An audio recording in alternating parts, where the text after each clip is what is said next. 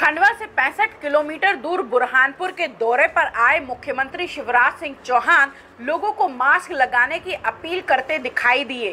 भाई और बहन अलग अलग बैठे हुए हैं। इस कार्यक्रम की कल्पना के लिए मैं जिला प्रशासन को सचमुच में बधाई देता हूँ। एक जगह अलग अलग स्थानों पर हितग्राही और बाकी सभी हमारे साथी बैठ के सुन भी लें और हमारा कार्यक्रम में भीड़ भी ना हो।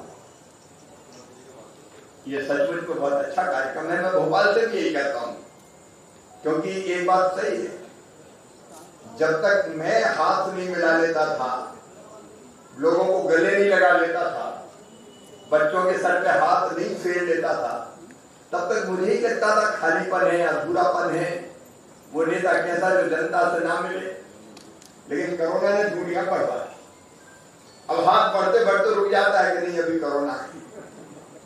मुंह को भी ढाक के रखना पड़ता है। मैंने निकाला है, मुझे अभी अधिकार है बोलते समय। आपने देखा पूरे समय लगाया रखा मैंने, तो आप भी लगा दो भैया, मास्क लगाना भी जरूरी है। लेकिन शिवराज की मंत्री खंडवा की प्रभारी उषा ठाकुर प्रभार मिलने के बाद पहली बार खंडवा आई और बिना मास्क के पूरे कार्यक्रम में शिरकत करती रहीं। अपने 2 दिवसीय दौरे के दौरान उषा ठाकुर ने कई कार्यक्रमों में शिरकत करने के बावजूद मास्क लगाना जरूरी नहीं समझा। यहां तक कि बीजेपी कार्यालय की वर्चुअल बैठक में भी बिना मास्क के ही पहुंची।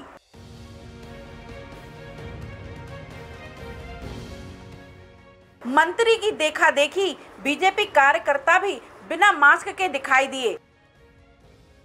मंत्री उषा ठाकुर ने मास्क नहीं लगाने के सवाल पर वैदिक परंपरा का सहारा लेते हुए कहा कि हमारे घर में दोनों समय वैदिक परंपरा निभाई जाती है, शंखनाद होता है।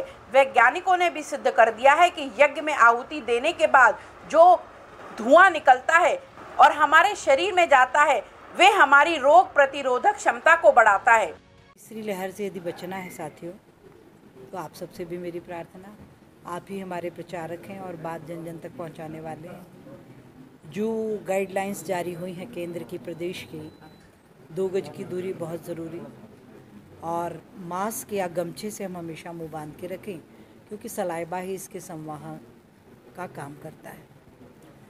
और तीसरी लहर को लेकर जरूर लोगों को समझाया कीजिए, लेकिन आप खुद मास्क नहीं पहनती और बीजेपी कार्यक्रमों में भी ज़्यादातर भीड़ भाड़ इकट्ठी हो रही, मास्क नहीं पहना जा रहा, क्या बंधु? मैं तो देखो गमछा, यदि कोई 2 गज से ज़्यादा पास से बात, आप पास आके बात करोगे, मैं अपने गमछे से अपना मुंह बांध के बात करूँगी, ओके? और मैं वैदिक जीवन पद्धति बचपन से जीती आई हूँ। दोनों समय अग्निहोत्र होता है हमारे यहाँ।